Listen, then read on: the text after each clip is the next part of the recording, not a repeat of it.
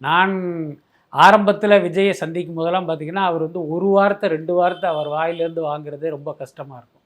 இப்போ உதாரணத்துக்கு இப்போ நம்ம நிறைய சினிமா பத்திரிகையில் எழுதிட்டு இருந்த காலகட்டம் அது.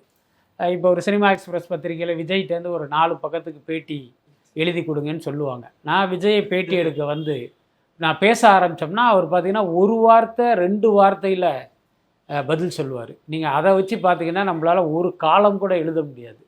அப்போ என்னென்னா நிறைய பேசி பேசி பேசி பேசி அவர் இப்போ நம்மளே முழுக்க பேசி ஆமாம் தானே இல்லை தானே அப்படின்னு கேட்டு அதை வந்து அவருடைய பதிலாக நம்ம வந்து ஃபில்லப் பண்ண காலம்லாம் உண்டு. அதனால தான் நான் வந்து விஜய் அரசியலுக்கு வரப்போகிறார் அப்படின்னு வந்து ஒரு செய்தி அடிபடும் போது அடடா விஜயினுடைய சுபாவத்துக்கு அரசியல்லாம் செட் ஆகாது, இவர் ரொம்ப ஷையான டைப்பாச்சு, இவர் எப்படி வந்து ஒரு அரசியல் மேடையில் போய் வீராவேசமாக முழங்குவார்லாம் எனக்கு ஒரு பெரிய சந்தேகமும் கேள்வியும் இருந்தது. அது வந்து எனக்கு முதல்ல மாறினது வந்து அந்த விக்கிரவாண்டி மாநாட்டில். ஸோ அதுக்கு முன்னே பார்த்தீங்கன்னா இப்போ ஆடியோ லான்ச்லாம் விஜய் பேசுவார்.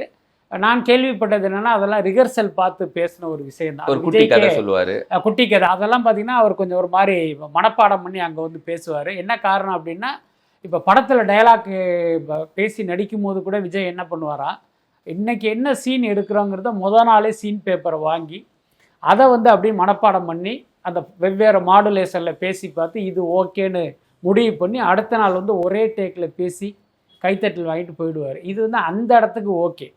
ஆனால் அரசியலுக்கு வரும்போது நீங்கள் அப்படி பண்ண முடியாதுல்ல. அதனால் எனக்கு ஒரு டவுட் இருந்தது. ஆனால் விக்கிரவாண்டிலே பார்த்தீங்கன்னா அவரோட ஒரு பெரிய சேஞ்ச் இருந்தது.